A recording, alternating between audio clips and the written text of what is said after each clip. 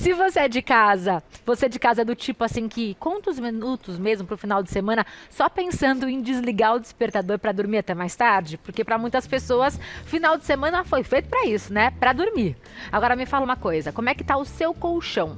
Ele te ajuda nessa missão ou ele te faz acordar ainda mais cansado, com dores no corpo, dores nas costas? Se esse é o seu caso, fique com a gente, porque agora nós vamos descobrir qual que é a melhor hora para trocar o colchão com a Débora Fernandes, que é diretora executiva do INER, que é um Instituto Nacional de Estudo do Repouso. Que bacana recebê-la, viu?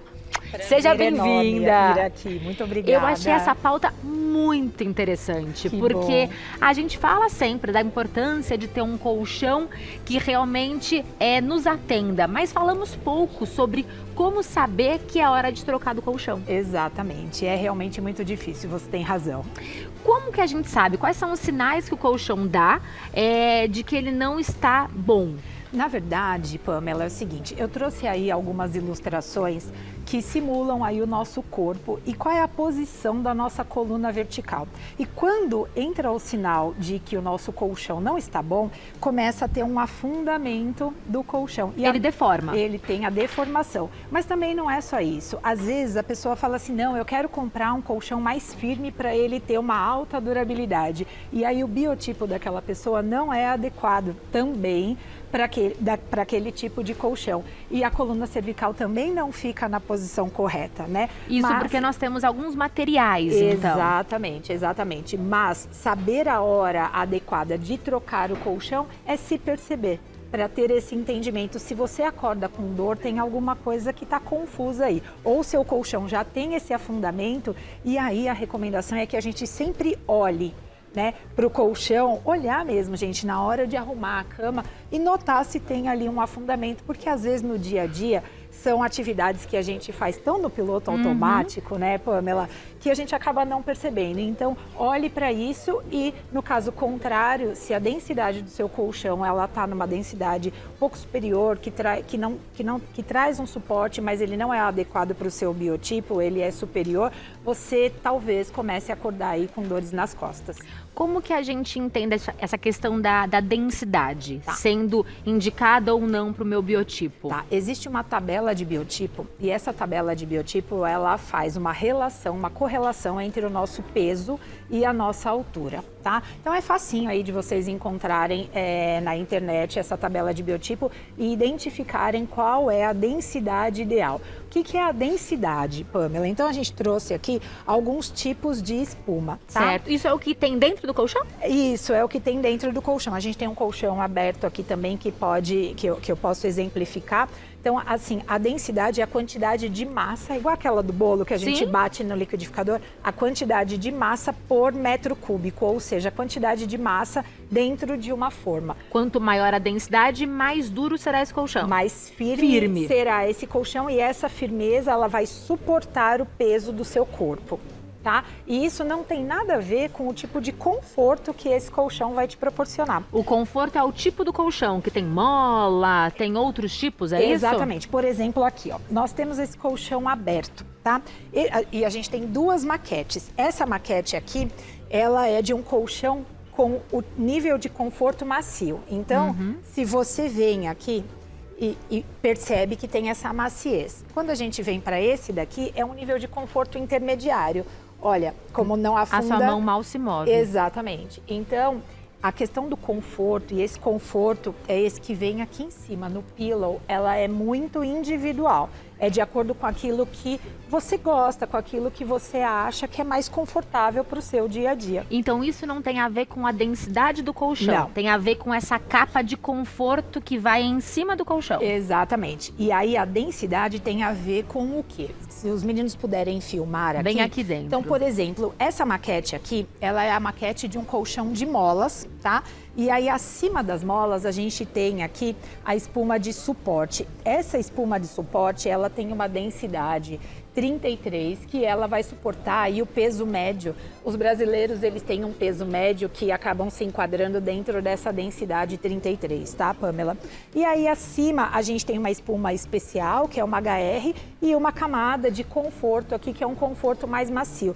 essa camada de conforto vai te dar a sensação de conforto, mas o que vai suportar o seu peso é essa espuma que está aqui embaixo e as molas. Então, quando eu falo, eu gosto mais de um colchão firme, eu tô falando, na verdade, sobre essa camada de conforto, não sobre a densidade desse colchão. Exatamente, porque a densidade, ela precisa estar adequada ao seu peso, biotipo. ao peso e altura. Exatamente. E aí a questão de colchão com mola, sem mola, o que isso interfere? Na verdade, é assim, vamos lá. Eu trouxe aqui também, né, algumas molas e hoje as molas mais populares são as molas ensacadas, que elas são embaladas individualmente, né? E por que elas são embaladas individualmente, Pamela? Porque ao se mexer, ela não propaga o movimento para as outras molas. Existem outros tipos de mola, por exemplo, como a mola Bonel, que ela ainda é muito encontrada no mercado. As molas são conectadas por um fio. E nessa conexão, na hora que um se mexe, o outro também acaba se movendo, né? E aí, essas molas ensacadas são as mais populares. Débora, para quem são indicados os colchões de molas? Em princípio não, né? Principalmente para casais, né? Que tem essa questão da movimentação. Que aí um se move e não quer incomodar o outro. E não quer. Esse tipo de mola é bem-vinda. É bem-vinda, exatamente, né? E outra, a gente não tem os tênis de corrida, Pamela, que a gente vai na loja e busca um tênis que pode te impulsionar mais para a corrida e tudo mais. As molas, elas têm exatamente a mesma função quando a gente está dormindo. As molas, elas podem te proporcionar essa movimentação mais tranquila. Quando a gente pensa no sono, e principalmente a etapa do nosso sono REM, né? Qualquer virada que a gente dê na cama à noite, algum movimento mais brusco, te acorda. E a ideia é que você não tenha esses pequenos despertares, porque você vai acabar atrapalhando a sua performance no dia seguinte. E o sono é uma questão vital para todos nós. Sem dúvida, né? E ele fala sobre saúde, né? Todos os pilares. Exatamente, é isso. O sono ele é enquadrado dentro do bem-estar, mas ele é fundamental, ele é vital para a saúde. Enfim, e aí voltando aqui só a questão da mola. Então a mola, ela ajuda na sua movimentação. Então se você é uma pessoa que tem mesmo esse hábito de se movimentar durante a noite, o colchão de mola, ele pode ser mais recomendado para você. E os colchões de espuma, eles também são de extrema qualidade, porque houve uma época aí no mercado quando saíram os colchões e começaram a dizer que aqui era algo que não tinha uma longevidade do colchão tão grande. Exatamente, exatamente. Se é uma espuma de boa qualidade, se é um colchão que tem certificação do Inmetro principalmente, né? Lembrando que todos os colchões que estão disponíveis hoje no Brasil precisam dessa certificação, garante aí a qualidade da densidade dessas espumas. E aí você tem até composição com espumas especiais. Por exemplo, aqui nessas amostras que a gente trouxe, Pamela, aqui, só pra gente exemplificar, essa densidade aqui é uma densidade 18, que é a densidade normalmente usada para os bebês. Você acabou de ter um bebezinho Acabei de ter um bebezinho, então o colchão do meu filho deve ter essa densidade. Exatamente, os colchões baby, eles partem dessa densidade 18, tá? Aí eu trouxe aqui também com 33, que é a densidade média padrão dos brasileiros. Ele já é mais firme. Ele já é mais firme.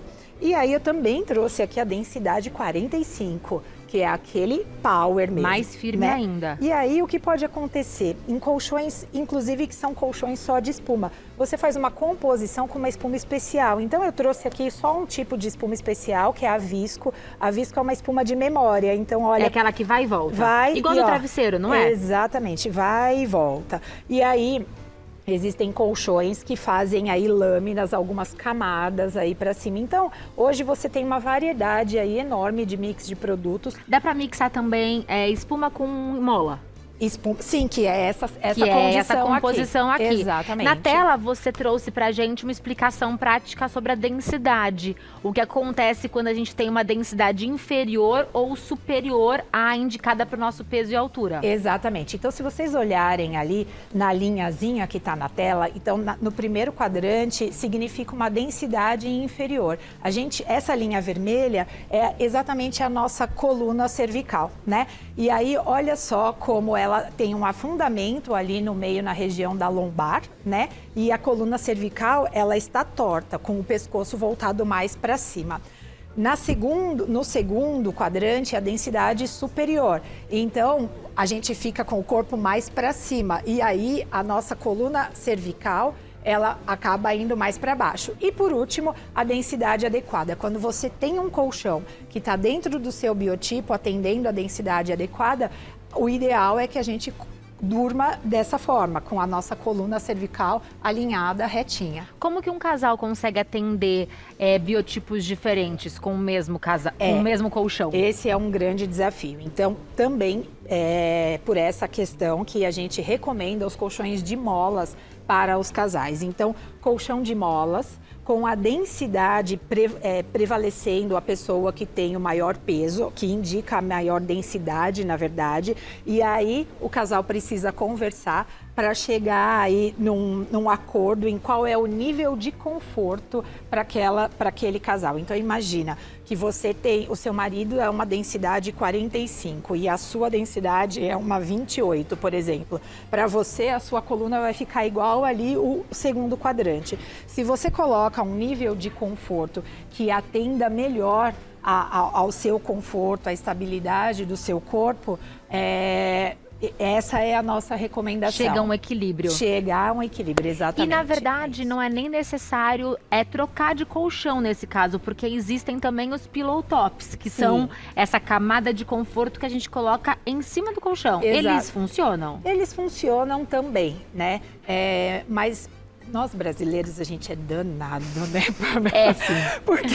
Porque o que acontece? Olha, meu colchão afundou um pouco. Então, sabe o que eu vou fazer? Eu vou comprar um pillow top. Ao invés de trocar o colchão, eu vou comprar um pillow top. Mas sim, o mercado oferece isso como uma solução para você poder agregar um pouco mais de conforto. Quando a gente fala em colchão ortopédico, o que isso significa? Ele é feito do quê? Olha, os colchões ortopédicos, eles foram muito usados aí na década de 90, por aí. Hoje, inclusive os médicos não fazem mais recomendação do tipo de colchão, né? Então, a gente nem fala a respeito aí do assunto e nem dá essa recomendação, porque a escolha do colchão, ela de fato é muito individual, né? E existe um prazo de validade para cada um dos materiais? Esse assunto é um assunto bastante polêmico, Pamela, porque, olha, inclusive agora eu estava tratando disso enquanto estava aguardando aqui para entrar. A gente tem um prazo de garantia, né, do produto, mas o que acontece? A validade do produto, ele vai depender muito da usabilidade, né? Então, a gente estava tratando de um caso ali que aconteceu um problema com o consumidor, onde teve um acidente e o colchão foi novo, foi todo submetido à água. Ele falou assim, e agora, o que vai acontecer? O que vai acontecer é que a espuma com água não dá certo, submeteu ao sol, tem a proliferação de fungos, né?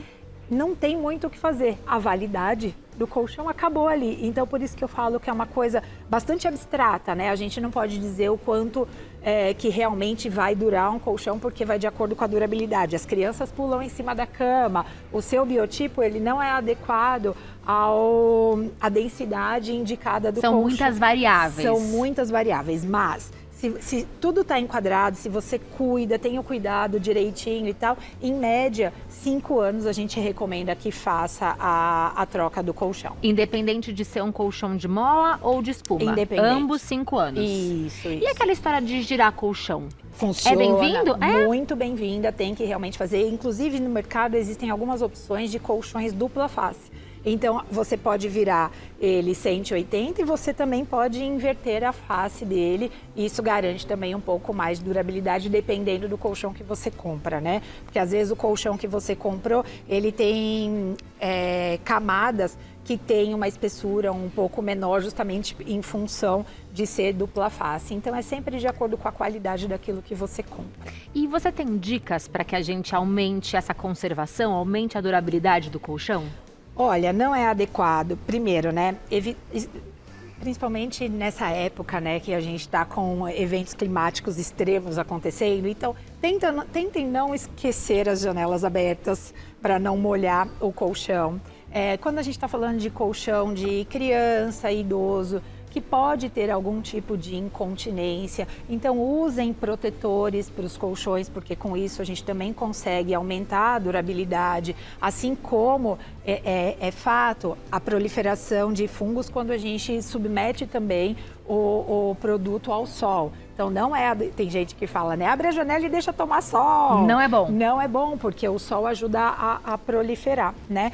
Então assim, manter a higiene do ambiente, manter a higiene também do próprio colchão, isso é fundamental, fazer o giro dele no dia a dia é fundamental para que possa aí a gente prolongar a vida útil. E de novo, a história do giro, Pamela, ela é interessante porque, por exemplo, se o marido é mais pesado que a esposa, naturalmente o lado dele vai afundar antes, então a gente começa a inverter aí para não fadigar tanto.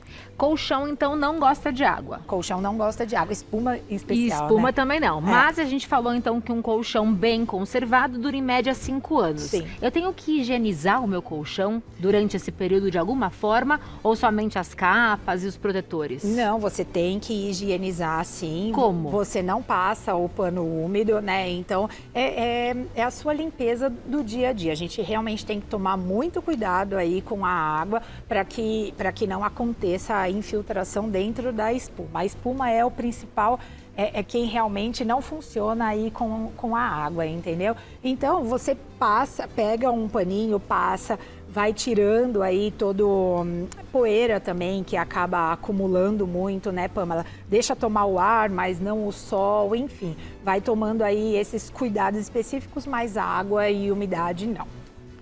E limpeza a seco pode funcionar, A então, seco, igual sim. a gente faz nos sofás, nas cadeiras? Com, de repente, aqueles aspiradores portáteis de mão mesmo e tudo mais, sim. Apesar que o aspirador, ele é calor também, né? Então, o aspirador Não pode, aspirador. Porque o aspirador é calor, exatamente. Exceto que seja aquele com ar frio. Aí, sim, você pode. Então, um principal indício de que o colchão deve ser trocado é justamente as imperfeições, ele fica deformado. Exatamente. Há outro indicativo que ele não está em um bom estado? Ah, tem sim. É justamente relacionado à água, né? Quando começam a aparecer manchas. Porque o que acontece também, ele pode não estar deformado, mas muitas vezes a gente sua ao decorrer da noite. A gente vê umas manchas mesmo grandes no colchão. E começam a aparecer as manchas e isso significa que já está havendo algum tipo de proliferação de fungos. Muito interessante essa pauta, muito obrigada, viu, pela agradeço, visita. um prazer Aprendemos enorme. demais e você encontra mais informações no @DeboFernandes.